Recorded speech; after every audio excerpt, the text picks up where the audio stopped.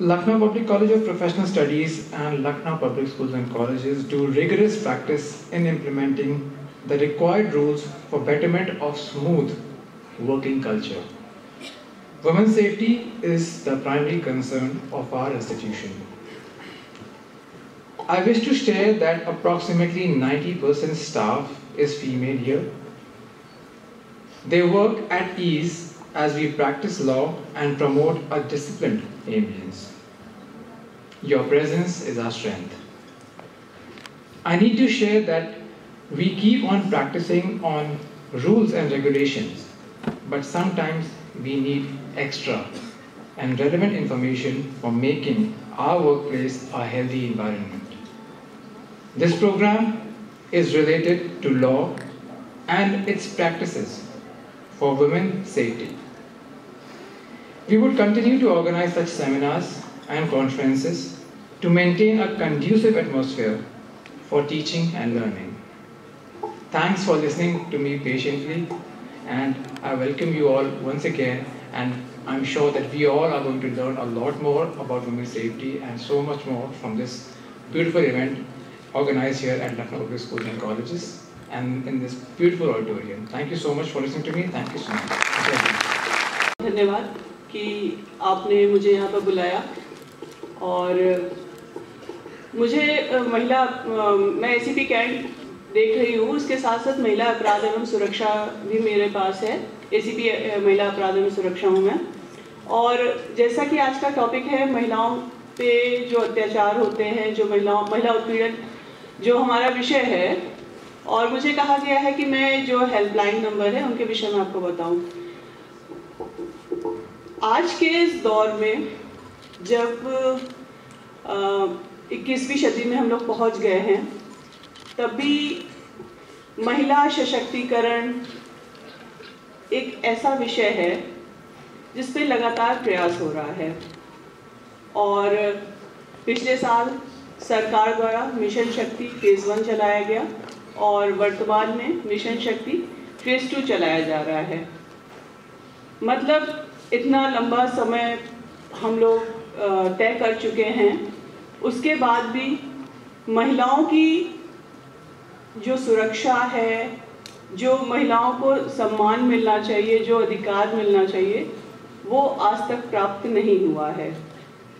और महिलाओं को बराबरी का हक दिलाने के लिए, महिलाओं को पुरुषों के समान लाने के लिए बहुत सी योजनाएं समय समय पे चलाई जाती रही हैं और आज भी चल रही हैं। इसका मतलब ये है कि विगत इतने सालों से जो समानता का अधिकार नैसर्गिक रूप से स्वतः मिल जाना चाहिए था महिलाओं को, वो आज भी नहीं मिला है। और इसके लिए बहुत से प्रयास किए जा रहे हैं और जैसी स्थितियां हैं, और मुझे लगता है कि ये प्रयास आगे भी अनवरत चलते रहेंगे। ये एक बहुत बड़ा टारगेट है जिसको अचीव करने, मतलब जिस पे हम आगे बढ़ रहे हैं, और हमारा ये उद्देश्य लगातार रहा है कि महिलाओं को सुरक्षित वातावरण उपलब्ध कराया जाए ताकि उनके विकास में कोई भी बाधा ना आए। क्योंकि जब महिलाएं सुरक्षित होंगी तभी उनका संपूर्ण विकास हो सकेगा। और कई बार ऐसी स्थितियां आती हैं कि जब हम घर में होते हैं या घर के बाहर होते हैं, ऐसी आकस्मिकता आ जाती है कि हमें समझ में नहीं आता है कि हम ऐसी स्थिति में किसको कॉल करें, किससे बात करें और किसको अपनी समस्या बताएं जो हमारी समस्या का समाधान कर सके। ऐसे में सबसे पहले कुछ हेल्पलाइन नंबर हैं जिनके विषय में हम आपको बताएंगे। जैसे अब कोई महिला है, कोई बच्चा है, कोई भी है, घर पे अकेला है और अचानक से कोई ऐसी स्थिति उत्पन्न हो जाती है कि उसको लगता है कि कोई उसकी सहायता के लिए होना चाहिए, उसको समझ में नहीं आता है क्या करे। जैसे किसी को अचानक से घर में कोई है, उससे अचानक से हार्ट अटैक ही हो गया और कुछ ऐसी स्थिति, कुछ सर्कमस्टेंसेस ऐसी हो गई कि उसको समझ ही नहीं आ रहा कि किसको कॉल करे, एम्बुलेंस को कॉल करे, किसको कॉल करे, एम्बुलेंस का नंबर उसके पास नहीं है, घर में आग लग गई, कोई बच्चा है घर में अकेला है, कुछ ऐसी स्थितियाँ उत्पन्न हो गई कि क्या करे। तो उस समय हम सभी परिस्थितियों में हम सबसे पहले 112 को कॉल कर सकते हैं। ये ऐसा हेल्पलाइन नंबर है जो सभी से जुड़ा हुआ है। अगर आपको 112 पे कॉल करते हैं आप, तो आपको अगर आग लगी है तो फायर ब्रिगेड की सुविधा भी उपलब्ध हो जाएगी। अगर एम्बुलेंस चाहिए तो एम्बुलेंस को भी, क्योंकि वो कंट्रोल रूम की तरह काम करता है, वो उस यूनिट को बता देता है कि आपको किस प्रकार की सहायता चाहिए। तो अगर हम ऐसी स्थिति में 112 को कॉल करते हैं तो 112 की एक गाड़ी है जिस पे GPS लगा होता है, वो गाड़ी आप तक जाती है और वो तत्काल रिस्पॉन्स करने के लिए उसको बनाया गया है। वो लखनऊ में, कमिश्नरेट में या कहीं भी उनका एक स्थान निर्धारित है, वो अलग अलग स्थानों पे उपलब्ध है और गाड़ी के साथ रहते हैं तो सबसे पहले वो पहुंच भी सकते हैं। तो ऐसी स्थिति में सबसे पहले कोई भी, अगर आपको लगता है कि कोई आकस्मिकता की स्थिति उत्पन्न हो रही है तो आप 112 को कॉल कर सकते हैं। वो सबसे पहले आपके पास पहुंचेंगे और आपकी समस्या का समाधान करने का अपने स्तर पर प्रयास करते हैं। अगर उनको लगता है कि समस्या का समाधान उनके स्तर पर नहीं हो सकता है तो फिर वो थाने को बताते हैं और जिस तरह की उनको वो चाहिए होती है, फोर्स चाहिए होती है, ज़्यादा फोर्स चाहिए होती है, कंट्रोल रूम को बताते हैं और फोर्स की डिमांड करके वो तत्काल समस्याओं का समाधान करते हैं। इसके अलावा आजकल जो सबसे बड़ी समस्या है महिलाओं के साथ जो होती है, घर से बाहर निकलती हैं, उनके साथ छेड़छाड़ की घटना होती है, उनको कोई पीछा कर रहा है, कोई लगातार उनको मैसेजेस कर रहा है। ऐसी स्थिति में जब हमारे पास ऐसी स्थिति आती है तो कई बार होता है कि लड़कियां इससे डर के, घबरा के घर में बैठ जाती हैं। और आज के दौर में अगर हम इन चीज़ों से डर के घर पे बैठ जाएंगे तो ना हम देश का अपना विकास कर सकते हैं, ना देश का, ना समाज का। सारी संस्थाएं सब कुछ तभी वर्क करती है जब उसके लिए आप आगे आते हैं। जैसे कोई महिला है, कोई लड़की है जो घर से बाहर निकल रही है और उसके साथ कुछ भी गलत कोई कर रहा है तो उसका दायित्व है, सबसे पहले उसका दायित्व है कि वो उसके विरुद्ध आवाज़ उठाए। अगर हम खुद अपनी सहायता नहीं करेंगे, हम खुद अपने लिए आवाज़ नहीं उठाएंगे तो कोई हमारी सहायता करने के लिए आगे नहीं आएगा। आज इस महिलाओं पर जो अत्याचार हो रहे हैं समाज में, उनसे पूरी तरह से कैसे निजात पाएं, उस पर एक कार्यशाला का आयोजन किया गया है जिसमें आप जैसे विद्वान पुलिस ऑफिसर्स और समाज के कार्यकर्ता, सामाजिक कार्यकर्ता लोग आए हुए हैं। आप सबका पूरी शिद्दत के साथ स्वागत करते हैं, अभिनंदन करते हैं। Lucknow public college of professional studies और लखनऊ पब्लिक स्कूल्स, आप जानते ही हैं कि लखनऊ पब्लिक स्कूल्स अपने बेस्ट रिजल्ट्स और डिफरेंट कंपटीशंस में सिलेक्शन के लिए जाना जाता है। वहीं Lucknow public college of professional studies, जहां हम प्रोफेशनल्स पैदा करते हैं, वहां पर हमारे यहाँ के बच्चों के लिए प्लेसमेंट, उनको अच्छा जॉब मिले, इस पर हम लोग विशेष रूप से कार्य करते हैं। और Lucknow public college of professional studies best placement के लिए जाना जाता है। आप सब लोग जानते ही हैं कि शुरू से ही हमारे विद्यालयों में को एजुकेशन है, नर्सरी से, जहाँ पर 60% छात्र हैं, मतलब लड़के हैं, और 40% लड़कियाँ हैं। तो एक अच्छा रेशियो है। और जहाँ शुरू से ही जब इतने बड़ी संख्या में हमारी बच्चियाँ, हमारी बेटियाँ अपने विद्यालयों में पढ़ती हैं, तो इसके लिए हमारे मैनेजमेंट ने पहले से ही ये प्रोग्राम रखा कि हमारे यहाँ अधिकांश टीचर भी लेडीज होंगे। डिग्री कॉलेज में तो जेंट्स की संख्या अधिक है और सीनियर क्लासेज 11-12 में भी लगभग 50% हैं, लेकिन आप नर्सरी से जूनियर तक देखें तो आप देखेंगे 95% लेडीज ही हैं। ओवरऑल 75%, इसीलिए मैंने महिलाओं को ही एम्प्लॉय किया है अपने ऑर्गेनाइजेशन में। तो ये ACP कैंट जो है, उन्होंने बहुत अच्छे सुझाव दिए, बहुत अच्छे विचार दिए, विशेषकर लड़कियों के लिए। जब भी कोई ऐसी विषम परिस्थिति हो तो क्या तुम्हें करना है। ऐसे ही हमारे और जो भी विद्वान अफसर आए हुए हैं, वो लोग भी अपने अपने विचार देंगे। लोगों का दिल किसी बात को देखकर, किसी पीड़ित को देखकर पसीजता नहीं होगा, जबकि ऐसा नहीं है। क्योंकि यदि ऐसा होता तो इसका मतलब ये है कि आप भी यदि आज पुलिस की वर्दी पहनते हैं, या आपका छोटा भाई या बहन कल को कोई भारतीय पुलिस सेवा में सेवा में आता है, तो आते ही उसके सारे संस्कार तब्दील हो जाएंगे और लोगों की बातें सुनना छोड़ देगा। ऐसा नहीं होता। जो इंडिविजुअल डिफरेंसेस समाज में पहले से एग्जिस्ट करते हैं, अच्छे लोगों, अच्छे और बुरे का जो रेशियो है, उसी रेशियो में सभी सेवाओं में लोग जाते हैं, चाहे वो इंजीनियर हो, डॉक्टर हो, बिजनेसमैन हो, या पुलिस अधिकारी हो, पत्रकार हो।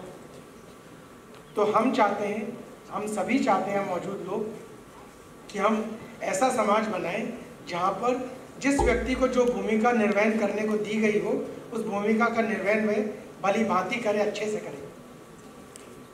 तो सबसे पहले मैं आपको ये कहना चाहता हूँ कि आप और हम मिलकर बहुत बड़ी ताकत है। पुलिस तो थोड़ी सी है, थोड़े से लोग हैं, पर आप इतने सारे हैं कि यदि आपकी ताकत हमारी ताकत के साथ मिल जाती है, तो आपके घर में आने वाले काम वाली बाई, या अखबार देने वाला व्यक्ति, या गाड़ी चलाने वाला ड्राइवर, या खेत में काम करने वाला कोई कृषक, उनमें से किसी भी व्यक्ति को कोई असामाजिक तत्व सता नहीं सकता, क्योंकि आप उसके साथ हैं और हम लोग सब, आप और हम एक दूसरे के साथ हैं।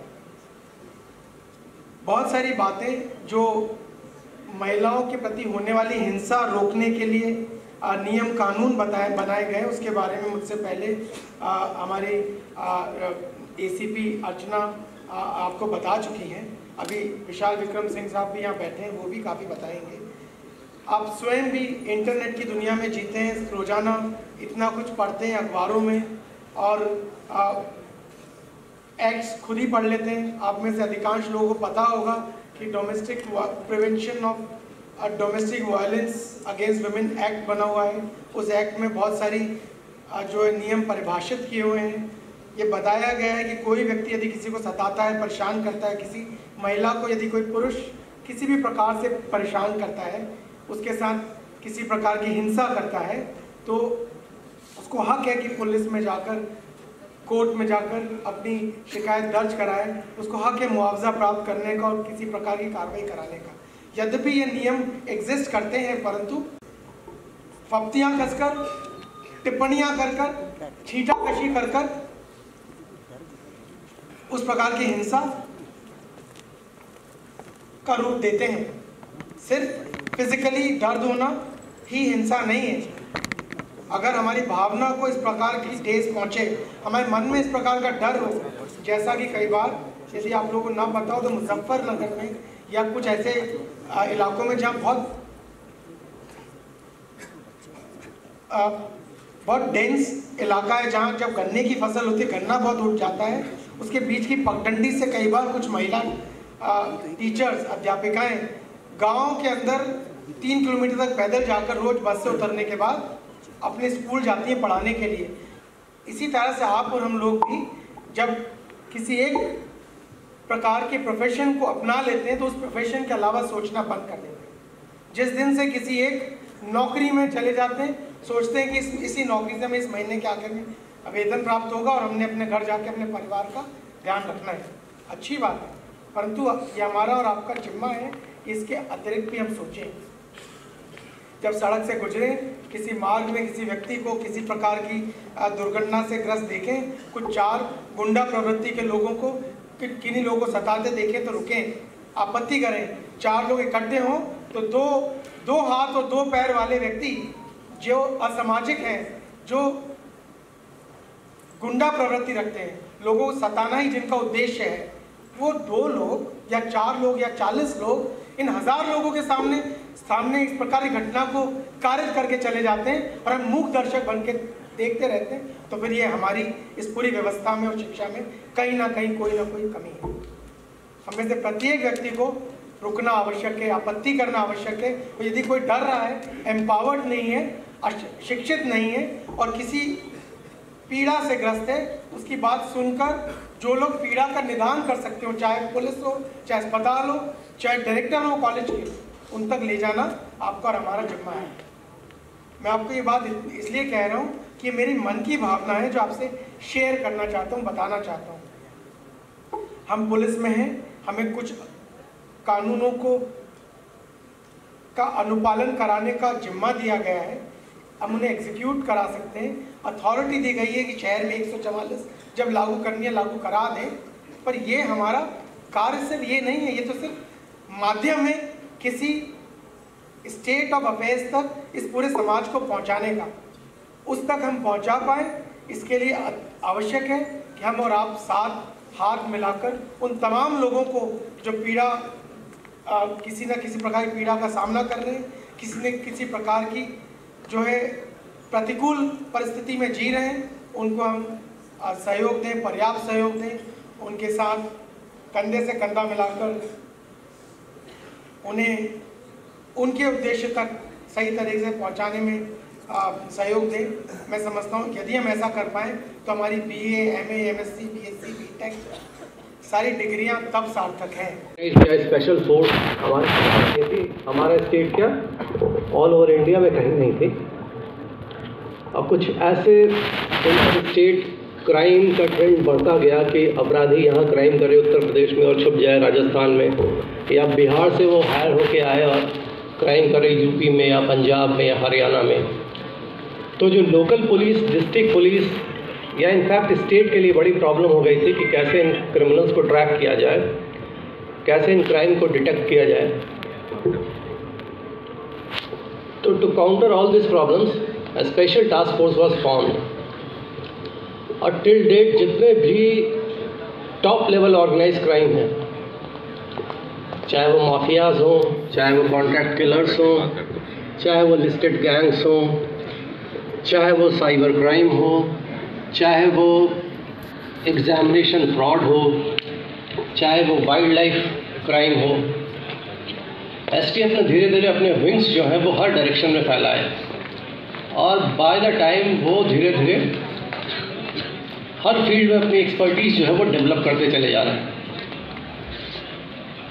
We are suppose to be the last bastion of the government. जब गवर्नमेंट को और कहीं से रिलीफ नहीं मिलता, चाहे किसी इंक्वायरी में, चाहे किसी क्राइम में, तो वो STF से चाहते हैं कि वो STF वो काम करे। और फॉर्चुनेटली टचवुड हमने भी आज तक निराश नहीं किया। Lucknow public college of professional studies और अमर उजाला का कि मुझे ये मौका मिला कि आपसे रूबरू हो पाऊँ। साथ ही जो हमारे पुलिस ऑफिशियल्स आए हैं उनका भी अभिनंदन। और मेरी बात वहीं से शुरू होगी जहां अभी विशाल विक्रम जी ने ख़त्म किया। फेसबुक की बात बता रहे थे, क्राइम, साइबर क्राइम की बात बता रहे थे।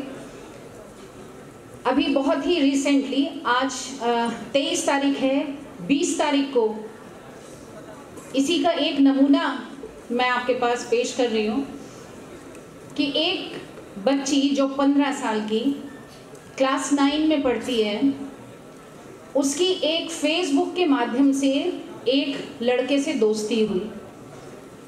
और आप सभी जानते हैं सबसे अच्छा जो फ़ोटो होता है वो बना के डिस्प्ले पे लगाया जाता है, स्टेटस पे लगाया जाता है। तो देखने में बेस्ट जो फ़ोटो होता है, या हो सकता है उसको भी क्रॉप करके अच्छे से बनाया जाता है, वो लगाया जाता है। तो ऑब्वियसली वो लड़की बहुत इम्प्रेस्ड थी और उस लड़के से उसकी बात होने लगी। And with in a month वो लड़का उसको बहला के लखनऊ ले आया। और जैसे अभी आप बात सुन रहे थे STF की, लड़का बिहार का था, लड़की वेस्ट बंगाल की थी, लड़का काम कर्नाटक में करता था और ट्रैफिकिंग करके वो लड़का लड़की को लेके आया हमारे लखनऊ में। और बात यहाँ पर मैं वापस पीयूष जी की बात लूँगी, जहाँ पीयूष जी ने कहा था कि हमको और आपको मिल के काम करना है। हम लोगों तक ये खबर पहुँची, दिल्ली में एक एनजीओ है, उनके माध्यम से हमको खबर ये मिली चाइल्डलाइन को कि मदद करानी है, इस बच्ची का वेयर अबाउट्स मिल गया है और इसे हमें निकालना है, इसे हमें रेस्क्यू करना है। और तड़के 20 तारीख को अर्ली मॉर्निंग 4 बजे हमने रेस्क्यू ऑपरेशन शुरू किया। हमारे लखनऊ की AHTU anti human trafficking unit हमारे साथ थी। चाइल्डलाइन ने और एंटी ह्यूमन ट्रैफिकिंग यूनिट ने मिलके इस रेस्क्यू को अंजाम दिया और 7:30 बजते बजते हम बच्ची को रेस्क्यू करा के सक्सेसफुली इंदिरा नगर थाने ले आए। मेरी खुशनसीबी है कि जब भी, चाहे वो 5 मिनट पहले, इतने हम विश्वास के साथ कह सकते हैं कि यदि हमने कह दिया संगीता मैम ऐसा है, तो संगीता मैम वहाँ हाजिर हो जाएंगी। तो ये उनका बड़प्पन है और मेरी खुशनसीबी है, इसके लिए thank you ma'am. Vishal Vikram Singh sir ने सुबह सुबह मुझे डांट दिया था कि मैंने इनको क्लियर नहीं बताया लेकिन सर थैंक यू, हमने कुछ क्लियर नहीं किया, लेकिन फिर भी आप जल्दी से यहाँ आ गए और इतने सारे जो हमारे युवा दोस्त हैं इनसे इनको कुछ महत्वपूर्ण जानकारियाँ दी। और इस कॉलेज के लिए, इस कॉलेज के संस्थापक और जो जितने भी पदाधिकारी, डायरेक्टर, डीन सर, जो लोग भी यहाँ बैठे हैं, अमर उजाला के सहयोग को स्वीकार करने के लिए आप सभी का अमर उजाला परिवार की ओर से हम धन्यवाद करते हैं। और परसों 25 तारीख को आज हम लोग जिस मुद्दे पे यहाँ बात कर रहे हैं, पता नहीं कुछ पत्रकारिता के भी साथी यहाँ पे हैं और वैसे भी सभी ग्रेजुएशन से ऊपर के स्टूडेंट हैं, तो ग्रेजुएशन लेवल के तो कुछ जानकारी होगी। 25 नवंबर को हम लोग मनाएंगे international day for the elimination of violence against women. तो आज उसी के, ये आप मान सकते हैं कि एक पूर्व संध्या पर एक ये आज महत्वपूर्ण विषय पे आयोजन है। हो सकता है कि यहाँ पे बॉयज़ बैठे हैं, वो कहें कि हमारी यहाँ क्या ज़रूरत है, लड़कियों के मुद्दे पे बात हो रही है। तो दोस्तों आपसे इतना ज़रूर कहेंगे कि आज आपको लग सकता है कि ये 2 घंटा आपने यहाँ पे दिया, कुछ बोर भी हुए होंगे, ऑनेस्टली बता रहे हैं, ऐसा लग रहा है। कुछ खाए नहीं होंगे, कुछ भूख लगी होगी, किसी को अपना मोबाइल देखना, कहीं जाना होगा। लेकिन एक बात बस हम कह के अपनी बात यहाँ समाप्त करेंगे कि जितना आपको शायद बोरिंग लग रहा होगा ना, उससे ज़्यादा महत्वपूर्ण है आज का ये मुद्दा, क्योंकि हम लोगों ने बहुत करीब से ऐसे लोगों को दुखी और प्रभावित होते ऐसे लोगों को देखा है कि कई बार ऐसा होता है कि रातों की नींद उड़ जाती है जब उनकी दर्द को उनको हम लोग समझते हैं। तो आप सब आने वाले समय में एक महत्वपूर्ण जिम्मेदारियां लेंगे और इतने महत्वपूर्ण लोग यहाँ पर आए हैं, तो जो कुछ भी आपने उनसे सुना है, आप सबके बीच का ही एक हिस्सा होकर हम एक आप सबसे निवेदन करेंगे कि जो कुछ भी कहा है उसको सिर्फ यहाँ छोड़कर मत जाइएगा, यहाँ से कुछ ना कुछ लेके जरूर जाइएगा, तभी हमारे यहाँ आने की सार्थकता होगी। इसी के साथ आप सब ने धैर्य से हम सबको सुना है, इसके लिए बहुत बहुत हम धन्यवाद करते हैं अमर उजाला परिवार की ओर से। और लास्ट में अपनी बात को इन शब्दों के साथ समाप्त करेंगे, वो सभी के लिए है, न हम सफ़र न हम नशी से निकलेगा, न हम सफ़र न किसी हम नशी से निकलेगा, हमारे पाँव का कांटा है हम ही से निकलेगा। तो हम लोगों को ये जिम्मेदारियाँ लेनी होगी और ये जिम्मेदारियाँ आपकी है अब कि आपको आगे किस तरह से चीज़ों को लेके चलना है। Thank you.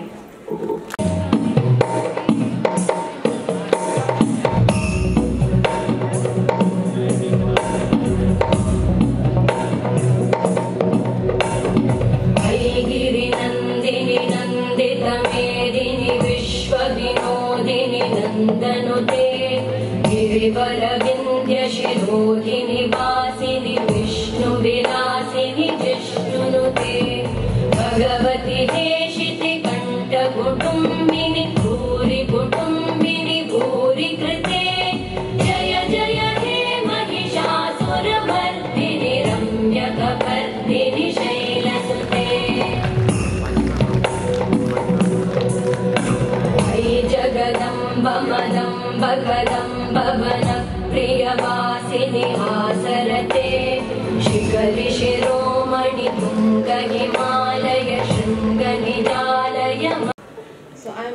glad that everybody listened to this program, and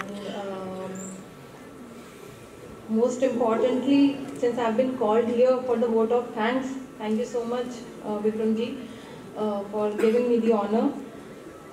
I would like to thank, on behalf of entire fraternity of Lucknow Public College of Professional Studies, I would like to thank Shri Vishal Vikram Singh sir, Dr. Sangeeta Sharma ma'am, and most importantly Miss Roli Khanna from Amar Ujala, जिन्होंने ये programme organise कराया. Now I would also want to give certain some of my views here. हमारे college में एक LTF है, एक club है, and जो कि कॉलेज की डिसिप्लिन का ख्याल रखता है. Thanks to dean doctor LS Awasthi sir, thanks to his vision, जो इसको हेड करती हैं. हर साल सर एक फीमेल को ही बनाते हैं उस ग्रुप का हेड, और अभी भी जो इस ग्रुप की हेड हैं वो है miss Jyoti Shukla, who is a lady. So I would ये विजन रखना, जो विमेन एम्पावरमेंट, महिलाओं को उनका स्थान मिलना चाहिए, उस चीज़ का ख्याल रखते हैं. Believe me, I was not supposed to be here, standing here for vote of thanks, but that's my father who said, no Garima, you should go and do it. So that's what, which is, I mean, I like to be part of this organization where we are given that importance. I'm pleased to inform that हमारे यहाँ martial arts की training होती है, which is organized by again under the vision of Dean Dr. LS Avasthi. और self defence, ladies को self defence आए, इसके लिए प्रॉपर गाइडेंस दी जाती है कि जब हमारे साथ कोई ऐसी दुर्घटना घटे हम अपने लिए लड़ सकें. मुझे भी ये चीज़ें टेक्निक सीखनी है, eventually even I will also learn. एक चीज़ मैं यहाँ पर जितने भी मेल्स बैठे हैं उनको ये चीज़ मैं इस बात से अवगत कराना चाहती हूँ कि कहीं ना कहीं हर लड़की एक चीज़ से गुजरती है और कह नहीं पाती है. Everyone listen, this is very important. उसको बोलते हैं बैड टच. एक होता है गुड टच, दूसरा होता है बैड टच. जब मेल्स स्पेशली, जब आप ये चीज़ देख रहे हैं, आपकी फ्रेंड, आपकी सिस्टर, आपकी मदर, कोई भी ऐसी महिला जिसके साथ ये बैड टच हो रहा है, प्लीज़ आवाज़ उठाएं, रोके उसको, क्योंकि उस पर्टिकुलर मोमेंट पे लड़की बोल नहीं पाती. I would like to even give you an act here, please somebody from the audience, एक कोई जन आए मेरे साथ और मैं बताती हूँ कि कैसा फील होता है. Please anyone, any student, please ये चीज आप लोगों तक पहुंचना बहुत जरूरी है. Please please please. I am sorry मैं आप लोगों का टाइम ले रही हूँ, पर ये चीज समझना बहुत जरूरी है कि what is a bad touch. Okay, do you have a mic here? Or somebody come here. This girl is standing here right next to me. कई बारी ऐसा होता है कि कोई 50 साल का आदमी आएगा और इसको ऐसे टच करेगा, and he will say, "How are you, beta? How are you doing? Come here." Okay, am I audible? Yes. He will say to her, ऐसे ही खड़ा होगा, "How are you, beta? How are you doing?" हाथ ऐसे लेकर जाना. किसने उसको permission दी है ऐसा हाथ घुमाने की? किसी ने नहीं. This is a bad touch. Please उस पर्टिकुलर मोमेंट पे उस लड़की के एक्सपीरियंस पे ध्यान दें, बिकॉज वी डोंट नो कि वो कैसा फील कर रही है.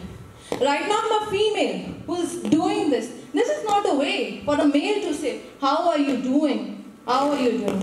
This is not a way.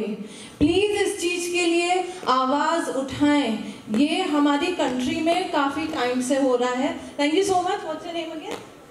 Priya Verma. Thank you so much for one.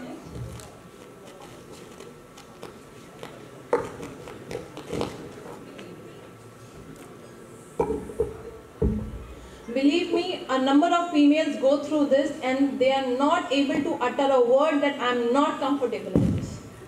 Please, bad touch is a bad touch.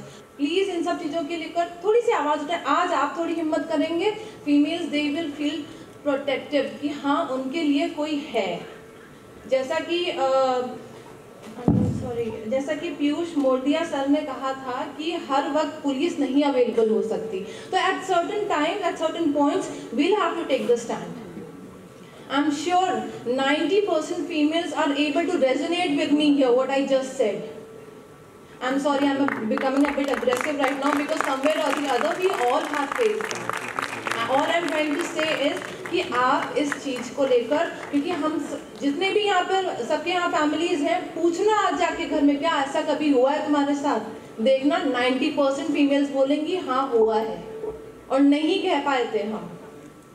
I could resonate with what Dr. Sangeeta Sharma ma'am had said, that what happens with this child, जो उन्होंने एक 15 साल के बच्चे की कहानी बताई। Believe me, ऐसा देखा है, and I have taken the stand. When I was out, again thanks to my father for giving me the opportunity to study outside, and I could see the world. And believe me, I'm confident only because of my father, Dr. S.P. Singh.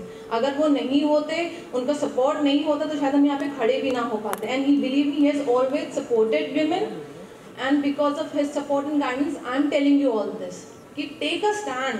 कुछ गलत हो रहा है, मैं ये नहीं कहती कि मेल्स के साथ नहीं होता गलत, बिल्कुल होता है, पर अगर हम रेशियो देखें तो हाँ फीमेल्स के साथ ज़्यादा होता है हमारे देश में। Coming to the end, I am sorry मैंने कुछ ज़्यादा ही बोल दिया होगा, बट प्लीज़ आप लोग इस चीज़ पे ध्यान दें। What is a bad touch, again I am repeating because it keeps on happening with females. I am really thankful to miss Roli Khanna ji for conducting this beautiful programme, and I'm really thankful to the entire audience for listening to me right now. ये जो programme, इस कार्यक्रम का आयोजन महिलाओं की सुरक्षा के लिए ही कराया गया है। लोगों को इस बात से अवगत कराना ही इस प्रोग्राम का मेन मोटो था।